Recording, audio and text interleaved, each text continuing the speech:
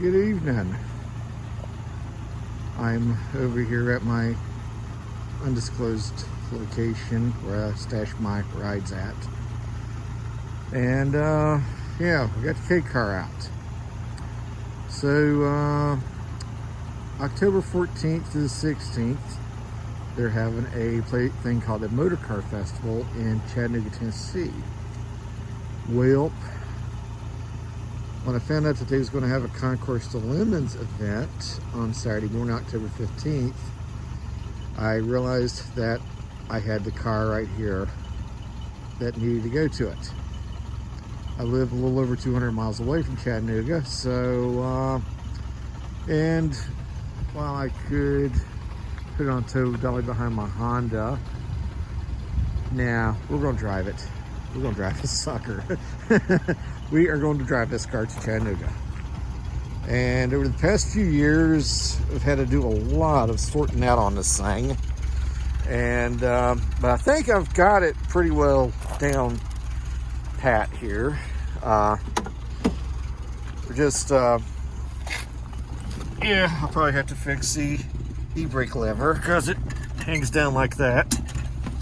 But and when you have a stick shift car, you need an e-brake lever a lot. But yeah, it only has had 82,000 miles since it was new. But let's just say they were really hard miles, really neglected miles. And it'll be October, so you really don't need AC that time of year. So I'll be okay there in that department. I do have an aftermarket Bluetooth radio, so that'll help me keep my phone charged. And I got a cigarette lighter plug for a GPS. And yeah, I got some air freshener to keep the car smelly and decent inside. So, and yeah, I replaced the windshield a few years back, so that's nice and clear. And I replaced a headliner a few years back, so it's not sagging anymore. I am, yeah, I'm hitting it on all fours here. The driver's seat's a little ventilated. This is ventilated. This is the wrong kind of ventilated seats. You know, usually your modern luxury cars have the, you know, the seats with the AC blowing through them, they're ventilated. These are ventilated through just natural wear and tear. So I could take it to a trim shop and have it recovered, or maybe I just won't really worry about it at this point. And I'm trying to debate on whether, you know, I could probably use some CLR or something like that on this roof, or Ajax or whatever, and just kind of wash the car with Ajax to get some of these rust stains off. And you know, I had thought of doing maybe a wipe-on clear coat like some people use on the rat rods and, you know, stuff like that. But part of me is like, yeah, I don't know if I want to do that or not. But you know, I thought, well, you know, I could do some things to make this car look better from 20 feet away. Okay, maybe 30 feet away. Maybe look better from 30 feet away instead of 20 feet away. But in since I've got in 2014, you know, had a head gasket replaced, had a head welded up actually because the head had a crack in it, so that was fun. There was a clutch, and then there was a transaxle because I forgot to check the oil in the transaxle, and that locked that sucker up, so I had to replace the transaxle in it. So yeah, it's been kind of a money pit for the past several years, but I'm happy to say that it's I think it's not as much of a money pit now as it was, but that's still yet to be determined. But I got good tires on it. I got 3 different brands of tires on it, so that should be, and they're the little, you know, the made in Thailand or whatever the heck they are tires, but 13-inch wheels, so at least the tires are cheap to buy. And let's see, it looks better. The black trim around the windows looks better from this side. You can tell which side of the car was parked in the sun and which side was not. But yeah, it's sitting there just idling along. And you can see how bad the paint is on the hood. The hood and the roof just got totally roasted. The dashboard's got some incredibly gnarly splits underneath it. So that's why I have a dash cover on it to kind of hide that.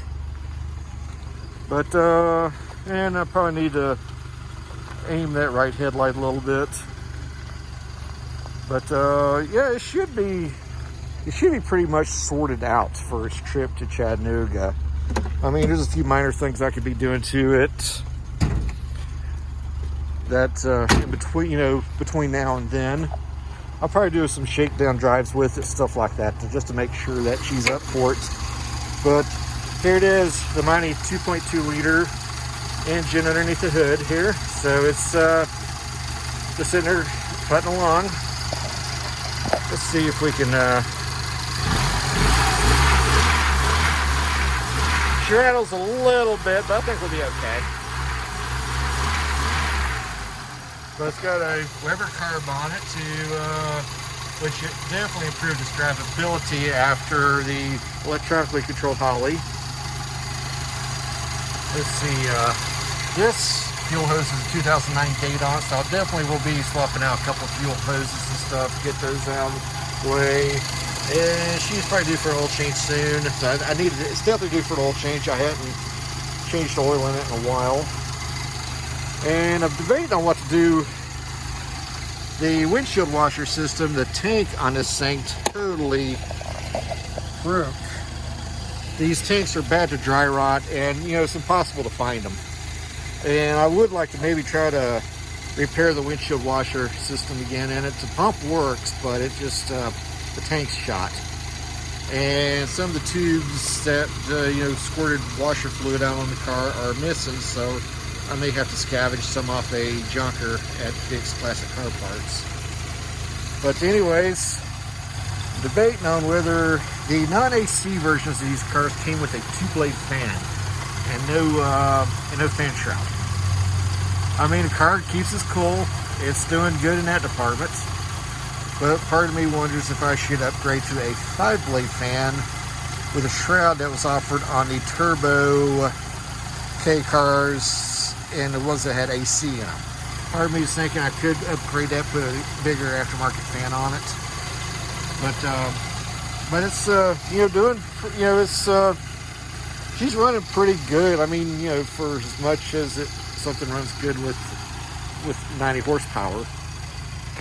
But yeah, I'm kind of excited about taking this thing to the Concours Limit event at Chattanooga at the Chattanooga Motor Car Festival on October 15th, because that will also be the late great Lee Iacocca's birthday, even though he won't be around to celebrate it because he passed away. But he would have been 98 years old if he was still around.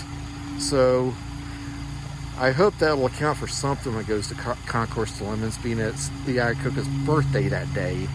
But we'll see what happens. I know those people will be driving some seriously crappy Mopars to Concours Lemons, and I don't know if mine would be crappy enough to win something, but who knows. I mean, it would be cool if it was crappy enough to win in its category, but I don't know. Some of the competition's stiff. So, in the event of something happening last minute, I do have Plan B back here. That was at the Concours Lemons at Amelia Island in 2020. Ford Wagon, could bring that. Or Plan C, Buick Roadmaster Wagon, but there's nothing really limiting about a Buick Roadmaster Wagon. It's kind of, I mean, if a car was like totally rusted out or whatever, that'd be one thing, but it's in pretty good shape. The Buick actually has just a tad under 100,000 miles on it, so it's just barely broke in. The Ford has around 133,000 on it, but of course it had a lot of issues when I first got it back in 2008. And it took a lot of mechanical sorting out to make that car a decent driver. But anyways, what I truly hope to take is this humble little Dodge, because I think she deserves a shot of glory. And I hope that it'll make it. I will be taking back roads all the way to Chattanooga. I'm gonna try to avoid interstates as much as possible. But you know, anyways, it's you know, just plugging along here right now. So hopefully, with any luck, I'll take it to the Concours Swimmers in Chattanooga in mid-October. We'll see what happens. I'll try to post updates whenever. I don't post too much on YouTube, but hey, here I am getting ready. I'm going to be posting this pretty soon. All right, y'all have a good evening.